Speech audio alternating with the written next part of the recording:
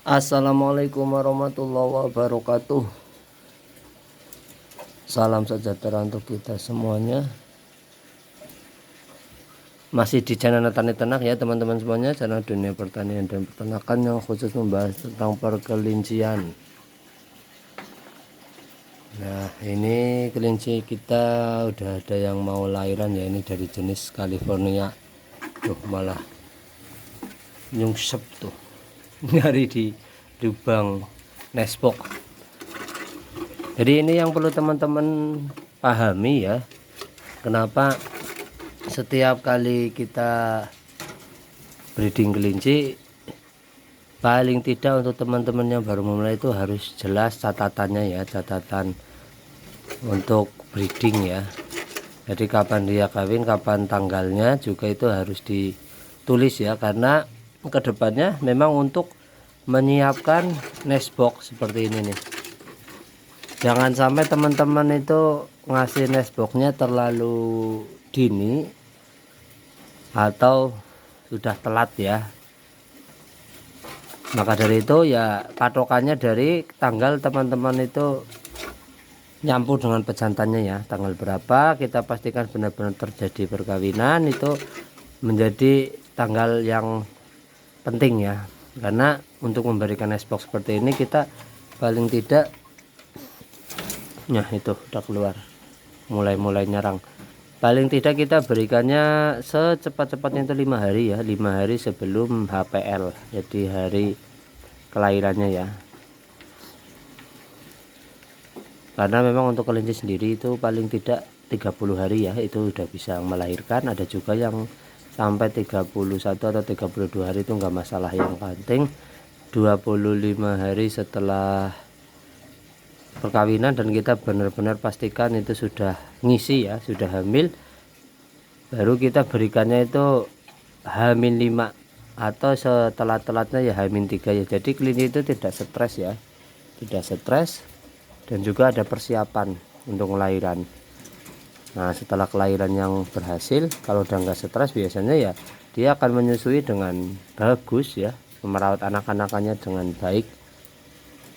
Tapi kalau dari awal sudah susah, sudah ada masalah ya, kedepannya banyak masalah. Jadi dia lahir sembarangan, lahir saja tidak ada proses menyusui, tidak merawat anakan. Nah, ini contoh nest boxnya ya dari kita untuk jenis California. Jadi teman-teman bisa ngisi nest box itu dengan jerami, bisa juga dengan rumput kering ataupun daun pisang kering. Yang penting ada dulu ya. Memang berantakan seperti ini kalau awal-awal ini sudah mulai nesting, tapi biasanya kalau dia sudah mau nesting di box seperti ini, lahirnya besok ya tetap di box ya. Beda dengan yang pemberian nest boxnya telat ya 50-50, seringkali dia lahirnya di luar ya. Apalagi untuk anak-anak galvanis kayak gini, ini masih beresiko untuk anakannya itu gantung ya. Jadi karena anakan yang baru lahir itu masih lunak, masih elastis ya, jadi dia gantung, kepalanya itu tergantung, dan kalau kita tidak mengetahui dari awal ya biasanya mati ya anakannya. Itu kan sayang banget kalau mati.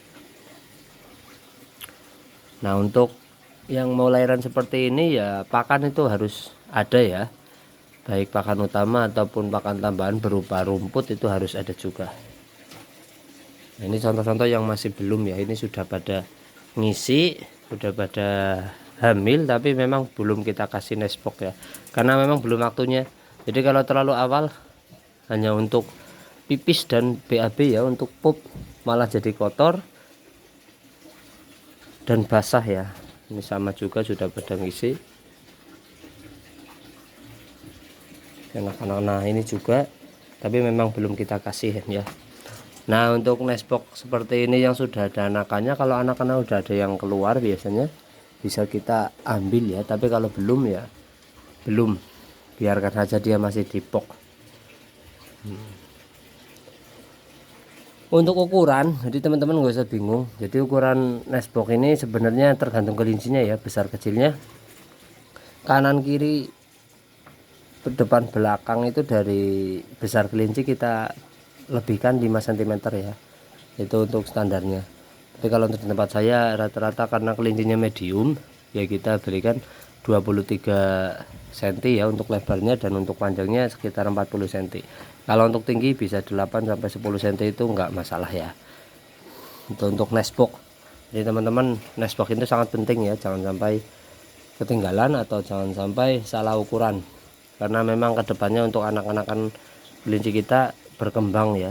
Jadi kalau dari awal sudah tidak dirawat induknya ya otomatis kebanyakan gagal ya. Tapi kalau dari awal sudah dirawat induknya dengan baik, tempatnya juga memadai, insya Allah ya kedepannya bisa sampai gede, bisa sampai nyapih ya.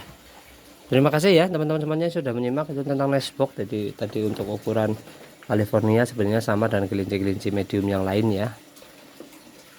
Jadi kalau untuk kelinci gede seperti ini jenis flame atau Flemish Giant ya kita sesuaikan ya, sesuaikan gedenya, jadi bisa kita berikan nestbox yang lebih besar lagi. Terima kasih yang terus menyimak channel ini.